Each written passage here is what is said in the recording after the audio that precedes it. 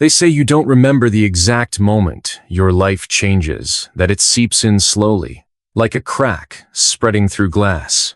But they're wrong. I remember it clear as the scent of smoke that still clings to the fabric of my coat. I remember the pressure of the rifle stock against my shoulder, the sweat stinging my eyes, and the aching tremor in my finger before I squeezed the trigger.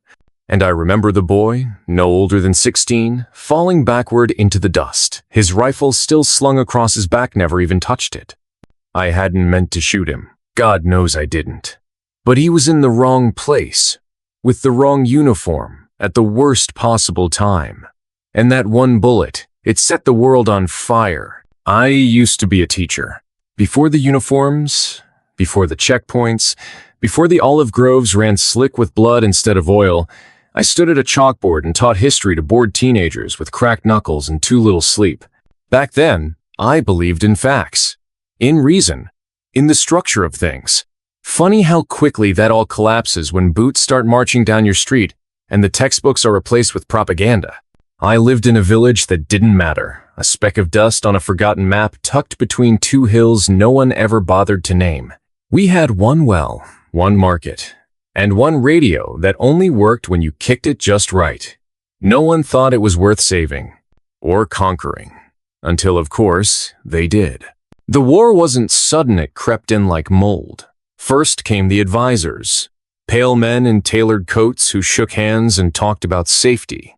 Then came the militias, followed by fences, searchlights, and rumors. Always the rumors.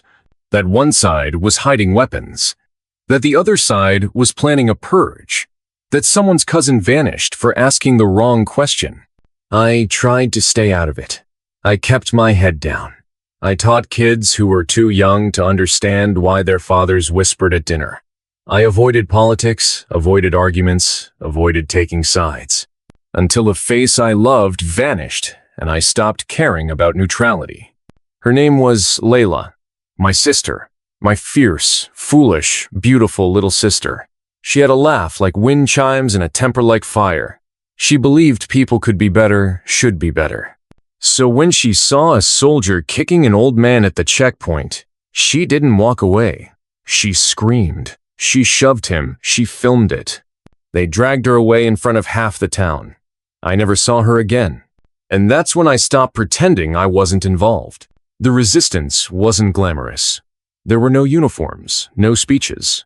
Just scared, angry people meeting in basements lit by single bulbs, drawing plans on the backs of bread wrappers. They didn't know what they were doing, neither did I. But we knew we couldn't do nothing. My first job was simple. Smuggle a wounded man across the border. He wasn't even from our side of the valley. He wore the enemy's jacket, though the insignia had been ripped off. He bled the same way my students had when the shells hit their school. And I carried him because Layla would have wanted me to. We made it 2 kilometers before they found us. The checkpoint wasn't marked on any map. It was thrown together with sandbags, oil drums, and fear. A teenager stood guard, nervous, shivering. Rifle too big for his frame. He raised it when he saw me, screamed something I didn't understand. I told him I was just carrying firewood. Then he saw the blood. His finger twitched. Saw the dmin. The shot echoed louder than thunder in the hills. He hit the ground with a sound I'll never forget. Not a scream, just breath leaving a body. The others came running. I ran too, carried the wounded man on my back through the dust and thorns, slipping on my own sweat. I don't remember how we made it to the safe house, only that my arms trembled for hours afterward. I couldn't hold a cup without spilling. That night, I couldn't sleep. I stared at the ceiling and thought of the boy's face. He was just a kid, just doing what he was told, just like me, and I'd killed him. The man I carried didn't speak much. He had a scar on his lip and eyes that looked older than time. When I finally asked him through broken, halting phrases why he didn't turn me in, he said nothing. Just looked at me like I'd asked the wrong question. Because in this war, right and wrong had stopped being useful labels. There was only what you did and what it cost. In the weeks that followed, I saw more death than any man should. I smuggled medicine to bombed-out clinics. I helped bury neighbors in mass graves. I watched men with burning ideals turn into executioners. I watched cowards become heroes. And through it all, I never stopped seeing the boy's face every time I closed my eyes. People started to look to me like I had answers, like I knew what I was doing. I didn't. I was just a man trying to survive his guilt. But survival wasn't enough anymore. Not after what I'd seen. Not after what I'd done. So when the resistance split, when half wanted to bomb a government convoy and the other half wanted to evacuate the nearby village, I had to choose. It shouldn't have been hard. One path meant death. The other meant saving lives. But the convoy carried the commander who'd ordered Layla's arrest. The man who broke my family. The man whose signature turned a girl into a ghost. They asked me to vote. And I hesitated. That hesitation cost us everything. They went ahead with the bombing. The convoy passed later than expected. The village children had gathered to watch, thinking the war was far away. The blast tore through trucks and bodies alike. One of the fallen was a girl with a ribbon in her hair. I found the ribbon days later, tangled in the branches of a dead olive tree. Her name was Marwa. I know because her mother found me after and made sure I never forgot. So here I am now, writing this down with cracked fingers and a heart that hasn't stopped aching since the first shot. Because I chose a side. I chose it for justice, for Layla, for what I thought was right. But choosing a side means accepting the cost. And sometimes, that cost is a child's ribbon in the ash. The dawn came slow and heavy that morning. The sky smeared with bruised colors, purple, gray, and the sickly yellow of a sun too tired to rise fully. The village lay half asleep beneath a blanket of cold mist, the kind that seeps into your bones and makes you wish you could disappear into the earth itself. I sat on the cracked porch of my family's old stone house, staring out at the olive trees standing like silent sentinels, their twisted trunks scarred from years of drought and neglect. I traced my fingers over the worn wood of the railing, the grain rough against my skin. It felt like a relic from a different life, a time when the only battles I worried about were between students arguing over grades and the occasional stubborn donkey that refused to move. But that life was gone, buried beneath layers of ash and sorrow that settled over the land like a suffocating fog. Layla's laughter echoed faintly in my mind, a ghost that wouldn't let me forget. The way she used to chase after the goats, her bare feet kicking up dust, her voice carrying across the fields like a song no one else could hear. She believed in kindness, in justice. She believed that one day the war would end and the village would heal.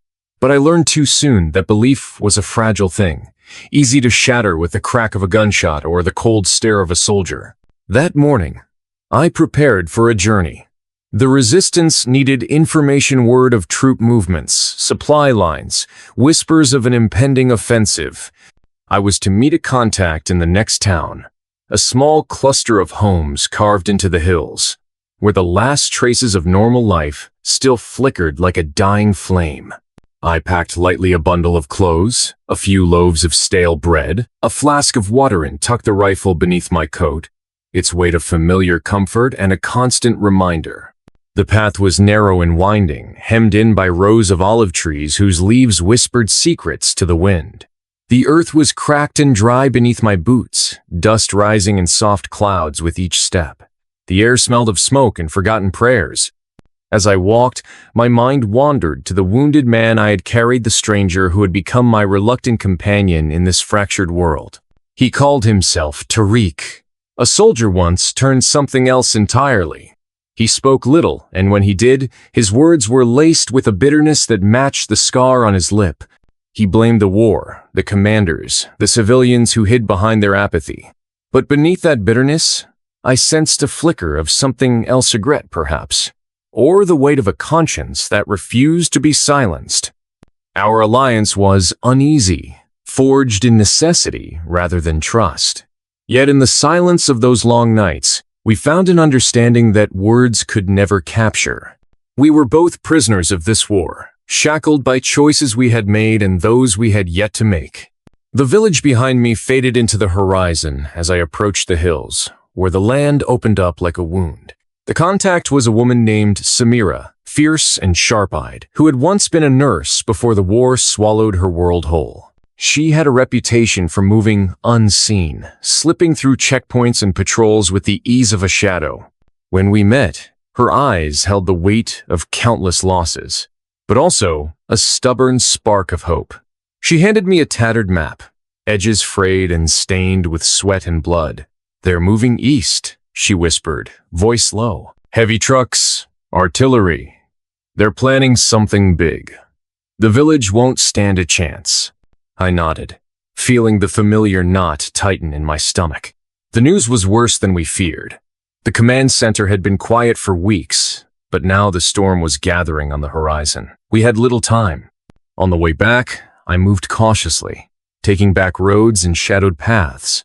The sun climbed higher, burning away the mist and revealing a landscape scarred by war-burnt-out shells of homes, trenches carved into the hillsides, and the ever-present silence of abandonment. The air was thick with tension, every rustle in the bushes a potential threat. Halfway through the return journey, I spotted movement ahead, figures draped in ragged uniforms, rifles slung carelessly over shoulders, faces hidden beneath scarves stained with dust and sweat. Militias, I guessed, either retreating or advancing. It was impossible to tell in this chaos. My heart pounded as I slipped behind an olive tree, holding my breath as they passed mere meters away.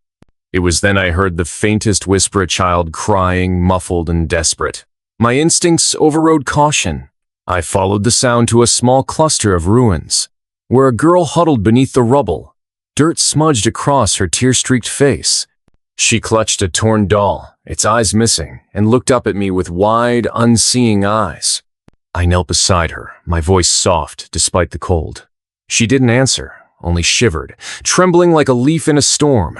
I wrapped my coat around her shoulders, feeling the weight of responsibility settle over me like a stone. This war had stolen everything from her: the home, the family, the innocence, and yet here she was, still fighting to breathe.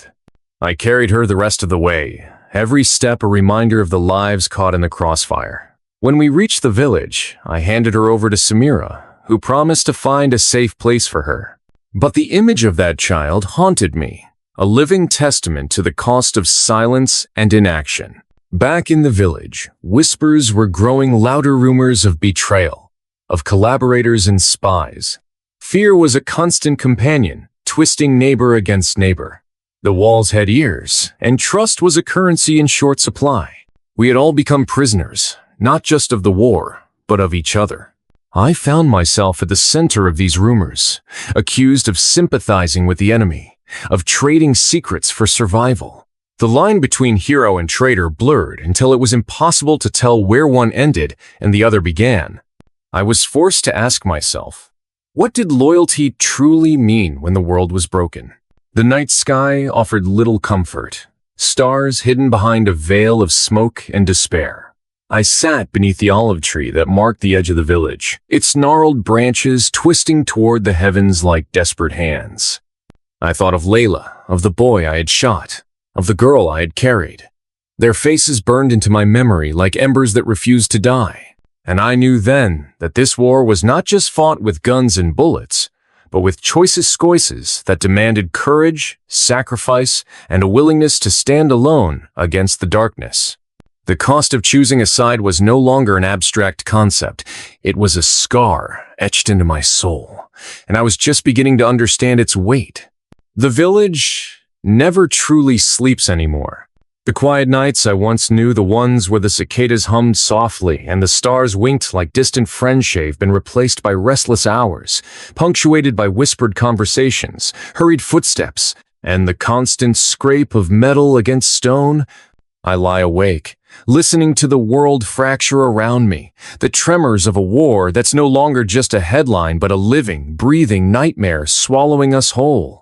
I found myself pacing the narrow alleyways that wind through the village's heart, where cracked walls lean against each other like weary old men seeking support.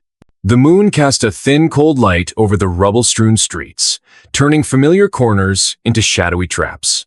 Every sound felt amplified: the drip of water from a broken pipe, the distant bark of a dog, the sharp intake of breath from a hidden watcher. The faces I passed were gaunt and wary, eyes darting away before I could meet them.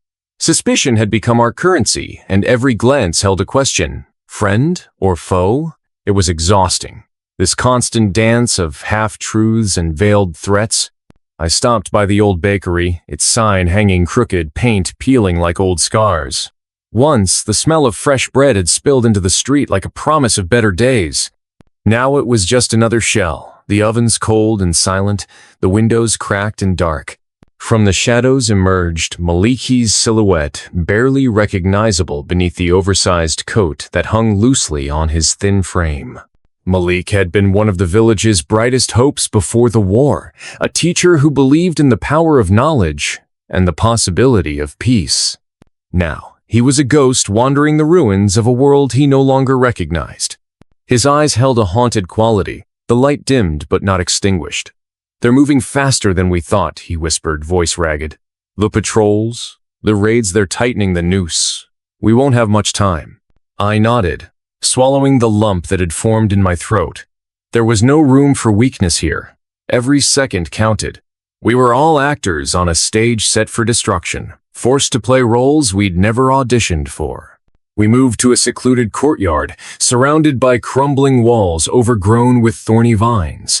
Malik pulled a folded paper from his coat, the edges frayed and worn. "This came from a source inside the command," he said, eyes scanning the darkness as if the shadows might betray us. "They're planning an offensive next week, targeting the eastern villages first.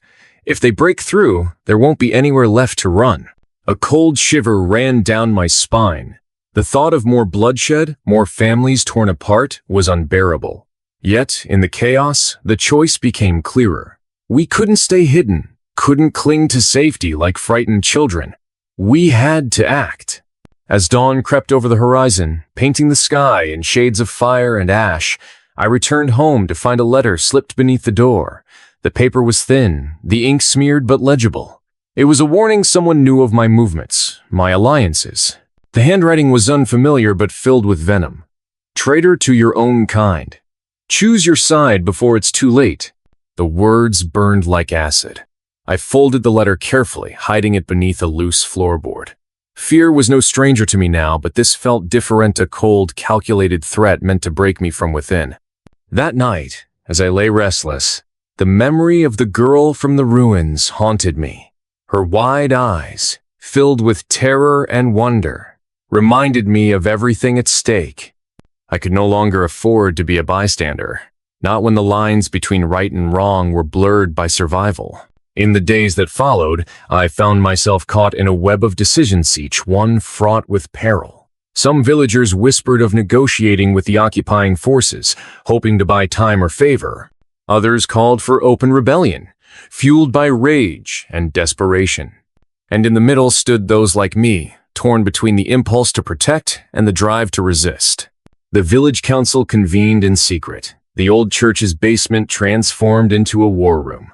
Maps sprawled across dusty tables, fingers tracing routes and marking targets. Voices rose and fell in heated debate, the air thick with tension.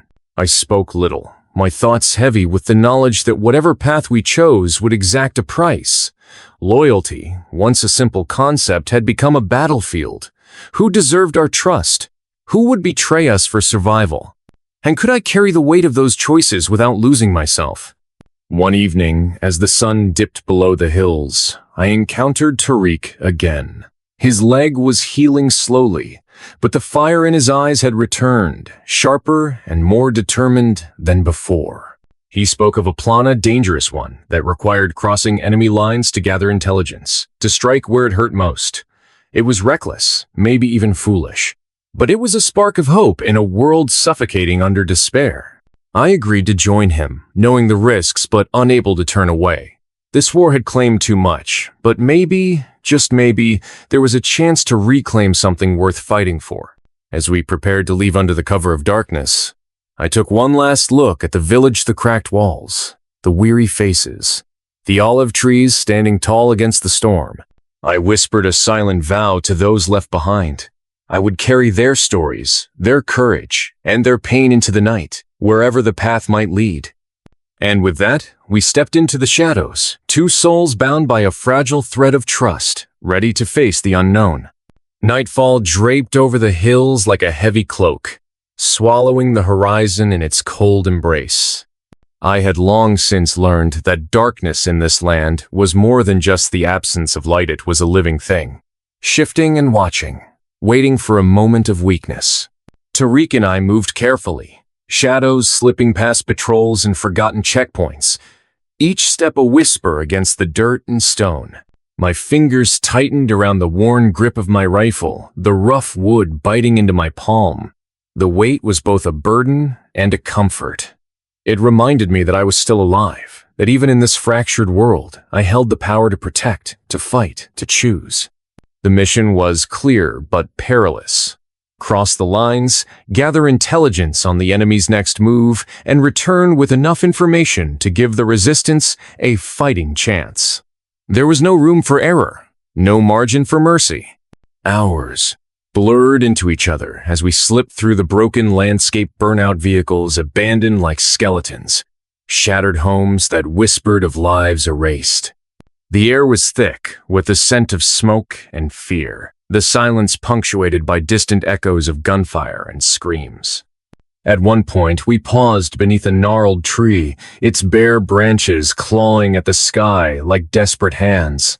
Tariq crouched beside me, eyes scanning the horizon. His face was a map of scars and weariness, but beneath it all was a fire I hadn't seen before. "I've seen this place before," he said quietly. "Before the war, before the hatred. It was a village much like ours. People lived, laughed, dreamed. Now it's just bones and dust." I swallowed the lump rising in my throat. His words hung heavy between us, a reminder of all we had lost and all we still risked losing. As dawn approached, we reached a small outpost where we hoped to find the information we needed. The building was half collapsed, its walls stained with graffiti and bullet holes. Inside, voices murmured, soldiers on patrol, their careless laughter cutting through the tension like a knife. We waited in the shadows, listening as they spoke of supply routes, troop reinforcements, and a planned offensive that would crush any resistance in its path. Every word was a dagger, every detail a blueprint for survival or annihilation. But then, as if fate itself conspired against us, footsteps approached slow, deliberate, and heavy. We froze, breath caught in our throats, hearts pounding like war drums.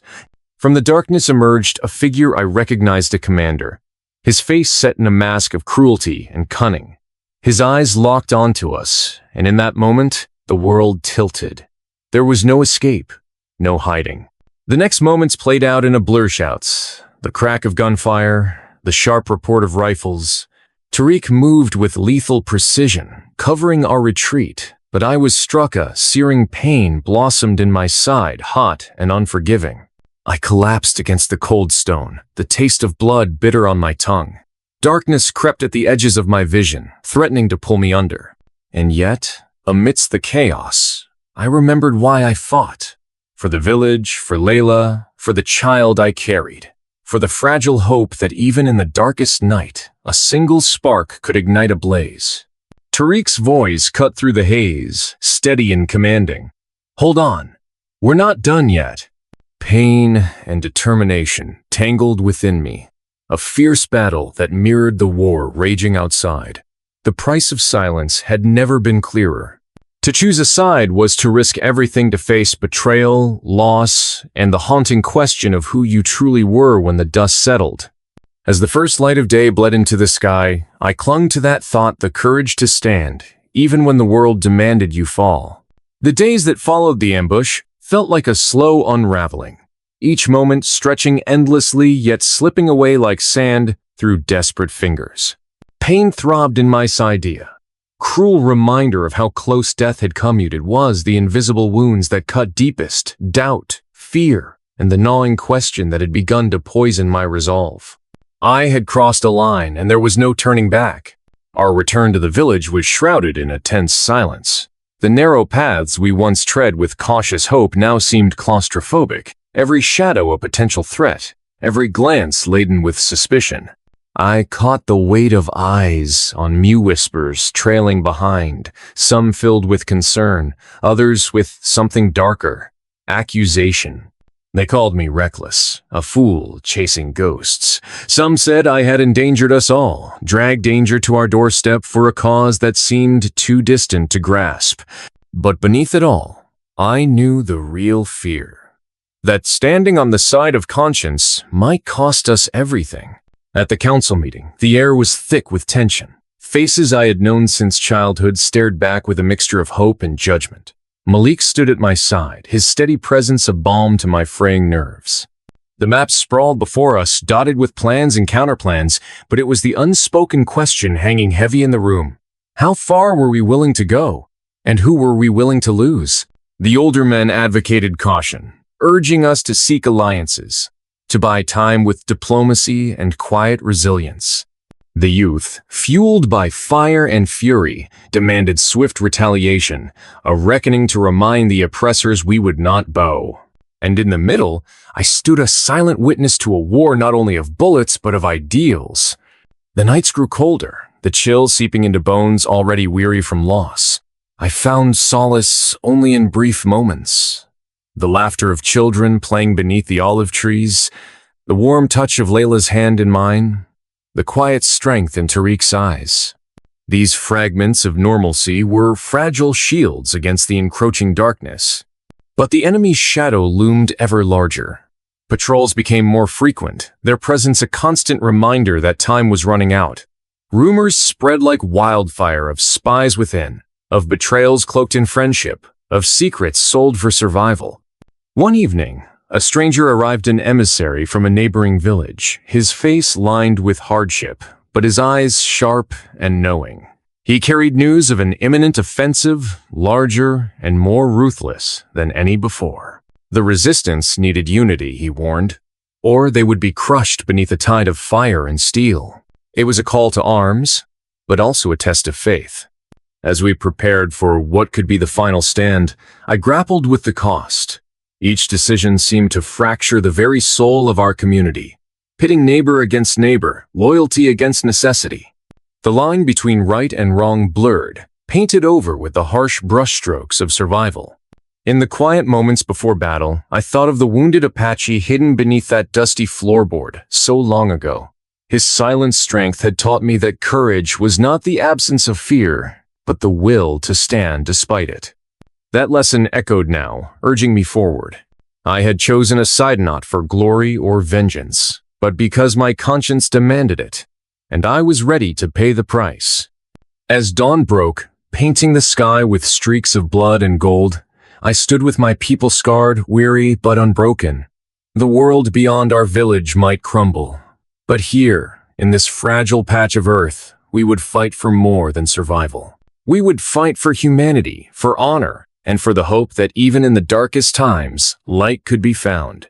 The morning air was heavy with a silence that felt almost sacred, the kind that precedes a storm too fierce to be held back by whispered prayers or iron wills.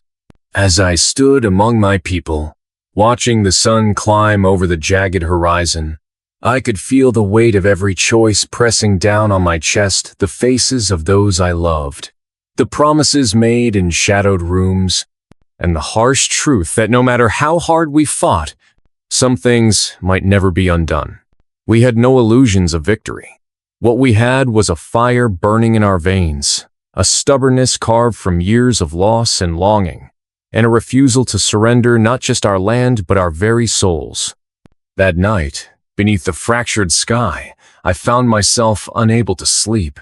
The flicker of the campfire threw long, dancing shadows across the walls of the battered shelter where I lay. Shadows that seemed to move like ghosts from the past, memories of laughter, moments of hope, and faces now gone.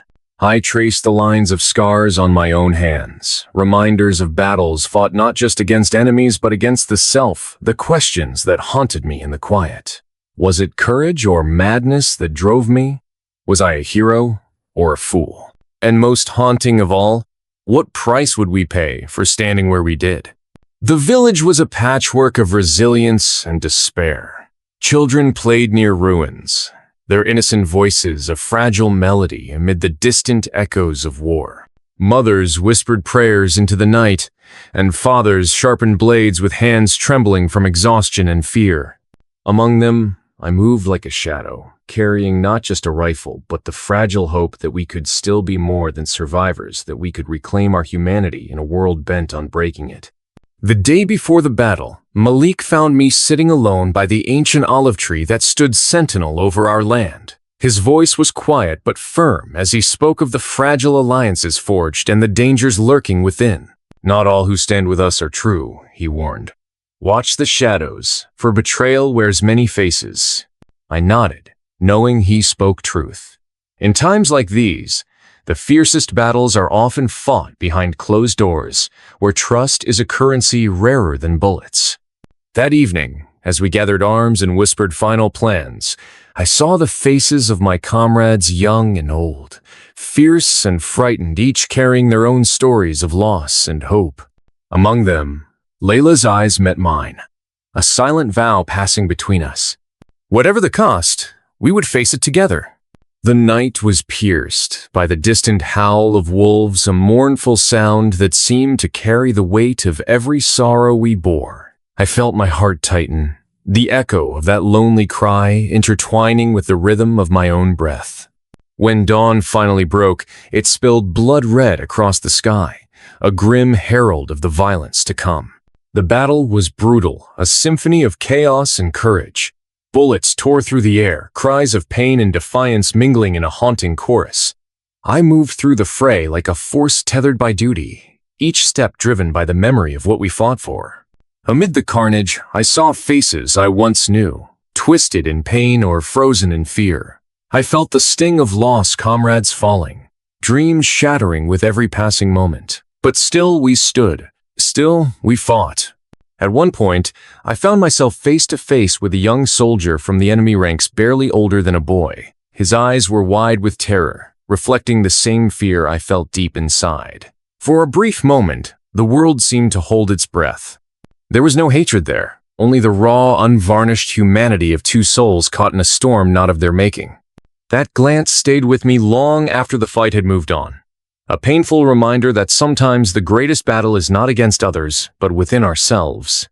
When the smoke finally cleared, the cost was written in the blood-soaked earth beneath our feet. Victory was a word heavy with loss, a bitter taste that settled in my mouth. As I stood among the broken and the brave, I realized that standing your ground was more than a moment of defiance. It was a lifetime of choices, sacrifices, and the quiet strength to carry on when the world demanded you fall. In the days that followed, we mourned, we rebuilt, we remembered. And through it all, I carried the lessons of that battle, that courage and conscience are never without their price, but they are the only things worth paying for. The battle's aftermath was a quiet torment, a fragile pause in a war that was far from over. Wounds, both visible and unseen, ached deeply.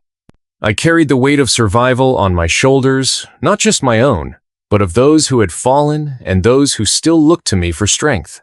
Days bled into nights as the village stitched itself back together. The once vibrant market square was now scarred by the tracks of horses and the ash of burned stalls.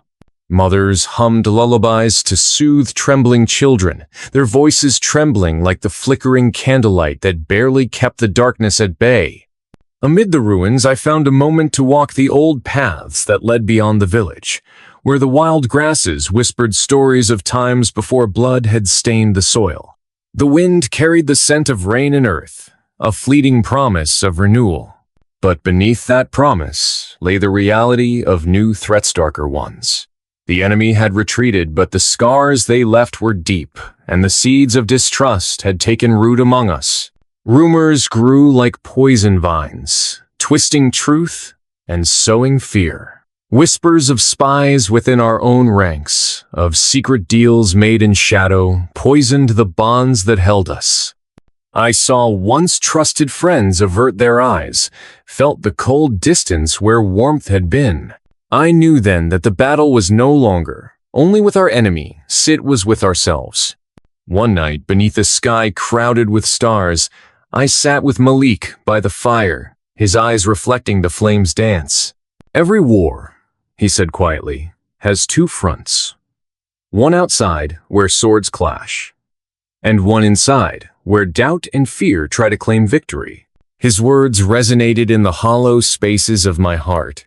How to fight when the enemy was not only outside the walls, but also within.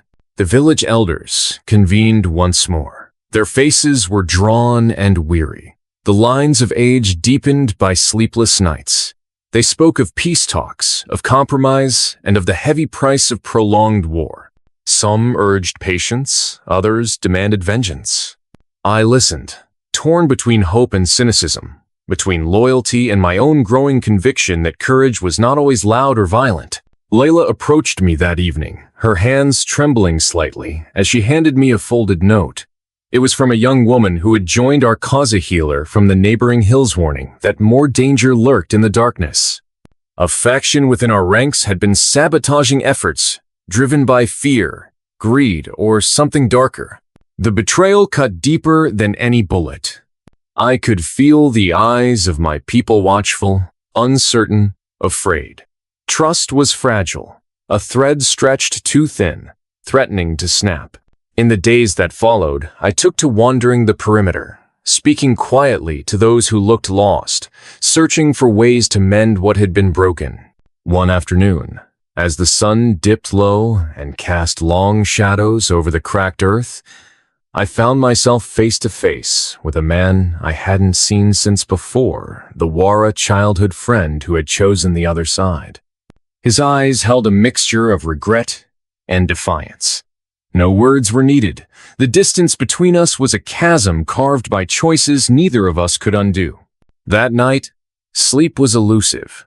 The faces of the fallen haunted my dreams, and the weight of leadership pressed down like a stone. I questioned everything: my decisions, my strength, and the very meaning of justice in a world so fractured.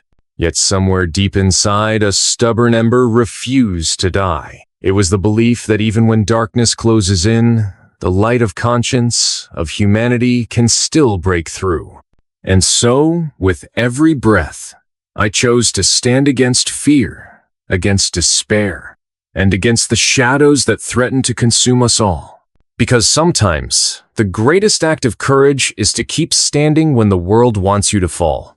The air was thick with the scent of dust and burning wood, a constant reminder that peace was a fragile illusion. Days passed with a cruel rhythm, moments of uneasy calm, punctuated by sudden, brutal reminders of the war that had become our life. I felt it in every aching muscle, every restless night, and in the wary glances of those who no longer trusted even their closest friends. I had never imagined that the hardest battle would not be fought with rifles or bullets, but with the invisible chains of conscience and loyalty. In the quiet hours before dawn, I found myself wandering the remnants of our village, stepping over broken tools and splintered boards.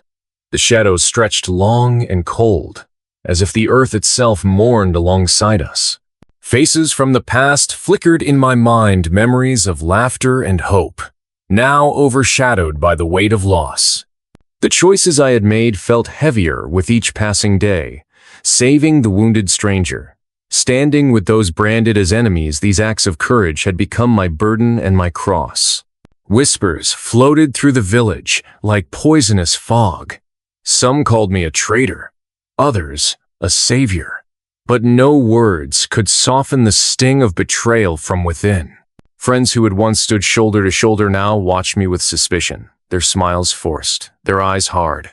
Malik's warning echoed louder with each passing day. Trust was a commodity more rare than gold. One evening, a messenger arrived under the cloak of darkness, his face grim as he handed me a sealed letter. The handwriting was unfamiliar, but the message clear: an offer from the enemy to negotiate peace. A chance to end the bloodshed. I stared at the paper, torn between hope and doubt. Could there truly be a path forward? Or was this another trap in the endless game of survival? I spent that night pacing beneath the ancient olive tree, the rough bark grounding me as I wrestled with the impossible. To accept would mean compromise, perhaps even surrender of ideals. To refuse would be to condemn more to death. The village was divided. Elders debated fiercely, the air thick with anger and fear. Some urged parley, dreaming of a future without war. Others called for total resistance, convinced that mercy was a weakness that would doom us all. Layla's voice, calm but unwavering, reminded me that courage was not just about fighting. Sometimes it meant listening, understanding, and finding strength in vulnerability. I knew that whatever decision was made, it would come with a price.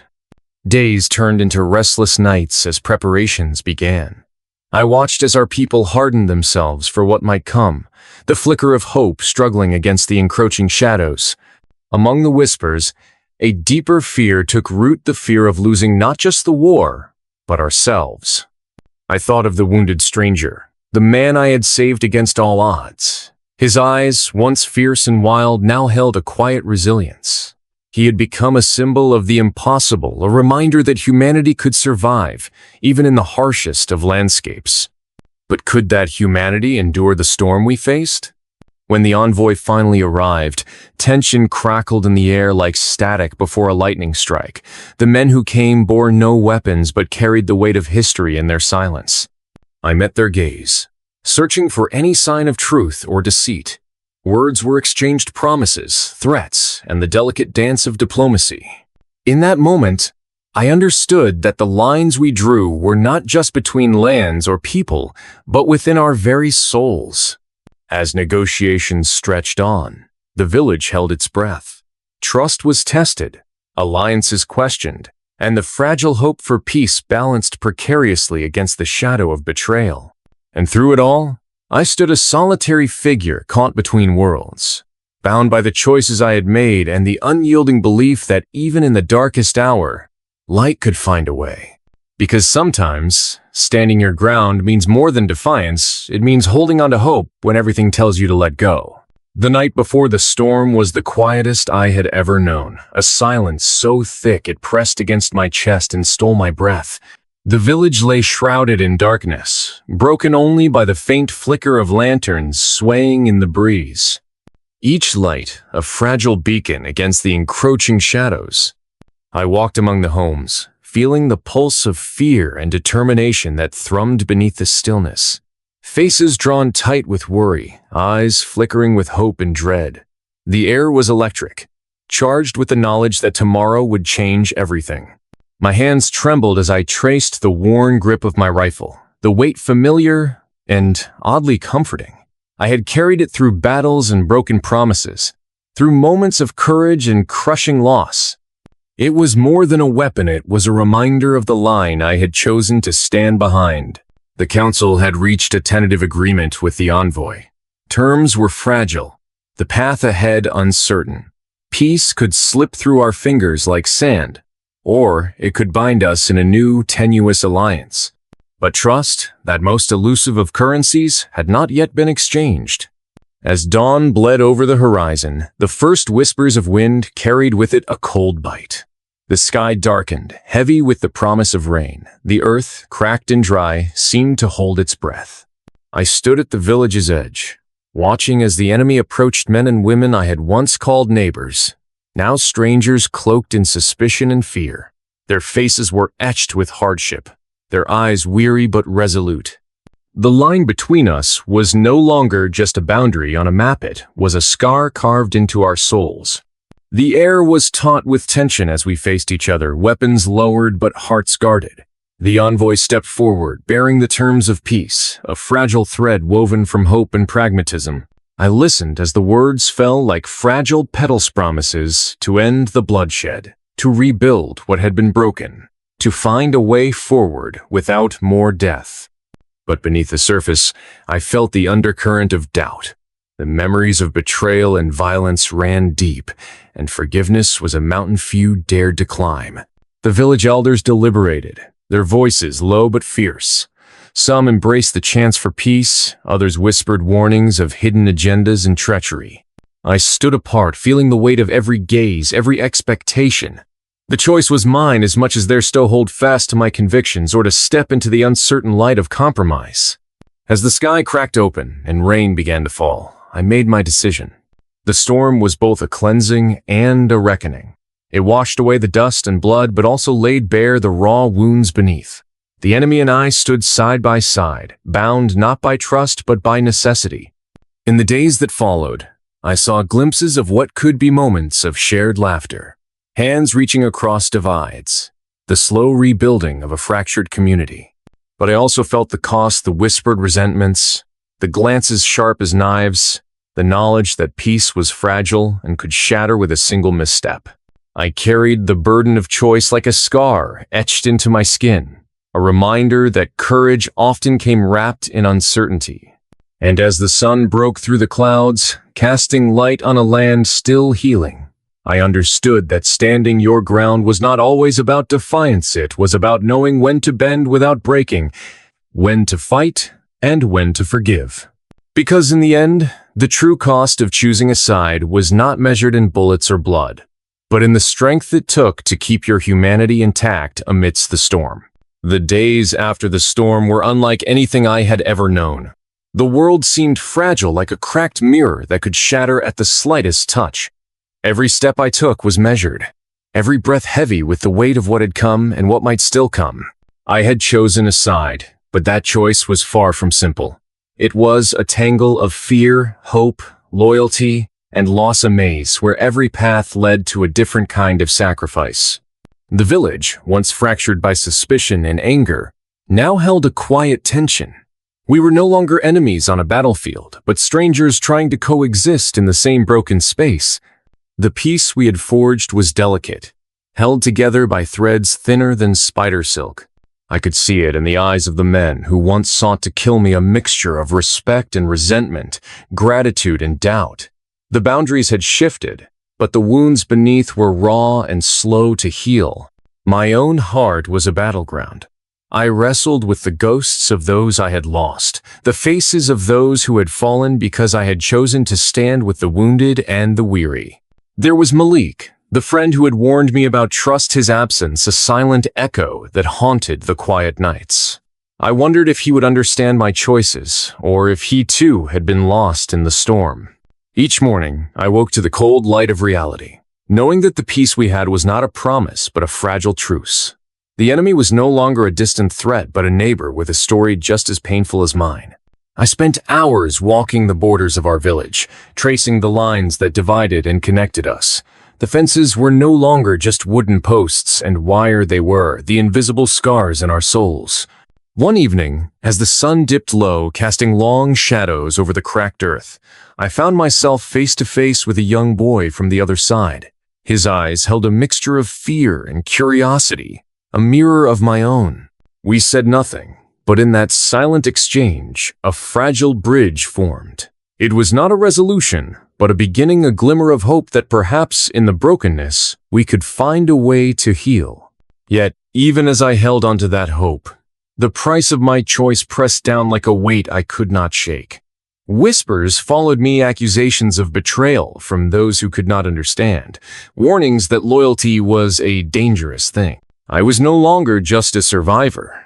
I was a symbol of courage to some, of recklessness to others. And the hardest part was that I did not know which label was true. There were nights when the silence was shattered by gunfire, by the echoes of old grudges refusing to die. The peace was a fragile veil, easily torn by the scars of history and the hunger for power. I learned that courage was not a single act, but a daily battle, a choice to face the fear, the uncertainty, and the pain without turning away. The line I had crossed was not just a physical boundary, but a transformation within myself. It was the realization that in a world torn by conflict, the true cost of standing with your conscience could be the loss of everything you once believed in. But it was also the seed of something new, a quiet rebellion against the darkness that sought to define us by fear and hatred. In those moments of quiet defiance, I found a strength I never knew I had, the strength to hold on to hope, to believe in the possibility of change, and to carry the scars of my choices as badges of honor. Because sometimes standing your ground means risking everything, not for glory or revenge, but for the chance to rewrite the story of who we are and who we might become. The wind had changed. It no longer carried the sharp sting of anger or the whispers of old wounds. Instead, it hummed softly, a gentle reminder that even the fiercest storms eventually give way to calm. But calm, I learned, was never simply the absence of chaos. It was the presence of something deeper: understanding, resilience, and the choice to move forward. I sat alone on the ridge overlooking the village, the horizon stretching wide and endless before me. The scars of battle were still visible in the cracked earth beneath my feet, and the remnants of past conflicts lingered in the shadows cast by the setting sun. Yet, for the first time in a long while, I felt a fragile peace nestling inside me. This peace was not born from victory, nor from defeat. It was born from the choice, the painful, complicated, and often lonely choice to stand where my conscience demanded. To choose humanity over hatred, courage over fear, and mercy over vengeance. To take a side, knowing that the cost might be everything I had once held dear. I thought back to the faces of those I had fought beside, the friends I had lost, the enemies I had come to understand. Every step along this path had been carved with pain and sacrifice. Every decision weighed down with the heavy burden of consequence.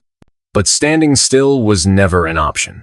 To stand still was to let the past consume the future, to let fear dictate our actions and silence the voices calling for change. I had learned that courage is not the absence of fear, but the willingness to act in spite of it. That loyalty is not blind obedience, but the fierce protection of what is right. That sometimes the hardest battles are fought not with guns or words, but within ourselves. The village was beginning to heal, but the true healing would take time. It would require more than treaties and agreements. It would need empathy, patience, and the courage to forgive even when forgiveness felt impossible. And so, I stood, not on the battlefield of blood and dust, but on the battleground of the heart.